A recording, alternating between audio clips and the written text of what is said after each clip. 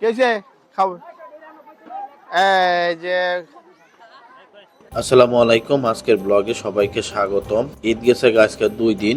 এই 2 দিনের মধ্যে কোনো জায়গায় ঘুরবার যাবার পারি নাই, এই কারণে চিন্তা করলাম বউ বাচ্চা লইয়া একটু পোলাপানরে বান্দর দেখে নিয়ে আহি। যে কথা সেই কাজ, পোলাপান লইয়া ছোট বাইরে সিএনজির মধ্যে লইয়া যাওয়া শুরু করলাম সন্তোষপুর।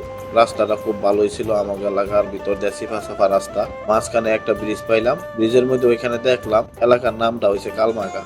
এই কালমাগা এখানে যাইয়া সুন্দর দৃশ্য দেখে বউ কইলো কি সুন্দর জায়গা, নামটা কি? আমি কইলাম কালমাগা। এতে বলে এক কাম করো, ওই দাও কত সুন্দর ক্ষেত, ওইখানে যায় আলবাগা। আমি তো আস্তে আস্তে শেষ, তারপরে আবার রওনা দিলাম। যাইতে আসি যাওয়ার সময় দেখি যে একটা ধান খেতে ছোট ছোট পোলা পাইন অনেকগুলা মাছ মারতাছে। পরে খারাইলাম খারাইয়া না, তারপরে মাছ মারা দেখলাম। মাছ মারা দেখার পরে রাস্তা পথে খুব ক্লান্ত হয়ে গেলাম। অনেক দূর, মাওনা থেকে সন্তোষপুর প্রায় 60-70 কিলোমিটার দূর।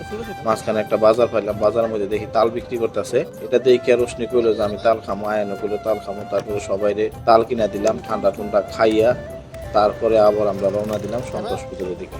তো সাইডটা যেতে চাইছিলাম, ওটা অনেকটা টাঙ্গাইল জেলার ভিতরে যাবার নিয়েছিলাম। রাস্তাঘাট গুলা খুব ভালো লাগছিল, চতুর্দিকে গাছ আছে, সুন্দর পরিবেশ। আপনারা যারা কোনো সময় সন্তোষপুর যান নাই, তাহলে আপনারা যাইতে পারেন।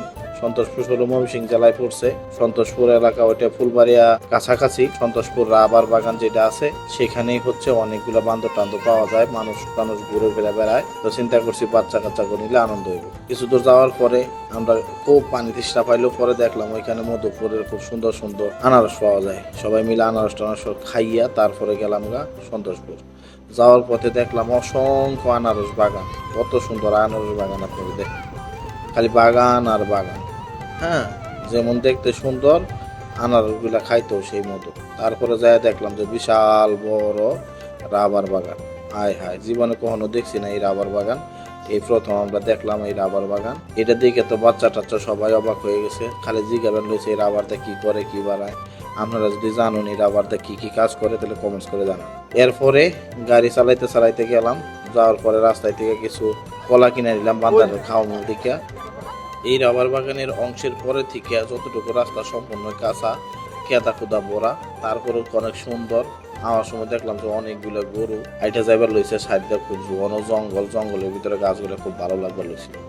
কিছু দূর যাওয়ার পরে দেখলাম সেই কাঙ্ক্ষিত জায়গা, এবং সেই জায়গার মধ্যে অনেক মানুষ, অনেক দোকানপাট লয়ে বয়ে আছে, এবং এই দোকানপাটের মধ্যে খালি বান্দর আর বান্দর।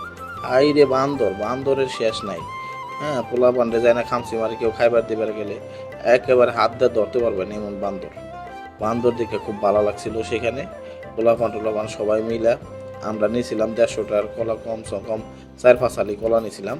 সেই কলাগুলা দিতে মুহূর্তের মধ্যে শেষ হয়ে গেল গা।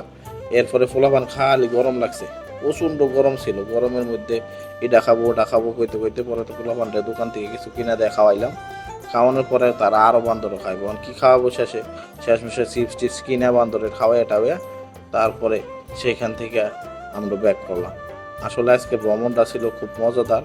আপনারা যদি কেউ সন্তোষপুর যায় এই বান্দর টান্দর দেখবার চান, তাহলে দেখে আইবার পারেন। সবাই ভালো থাকবেন, আর এবং ব্লগ যদি ভালো লাগে কমেন্টস করে জানাবেন, তাহলে আমরা নেক্সট ব্লগ নিয়ে আসবো। সবাইকে ধন্যবাদ। ভিডিও ভালো লাগলে ফলো বা সাবস্ক্রাইব করে দিবেন। Thank you very much. ও এই যে দেখ, কি খাইলি তুই? কি খাইলি? গেছে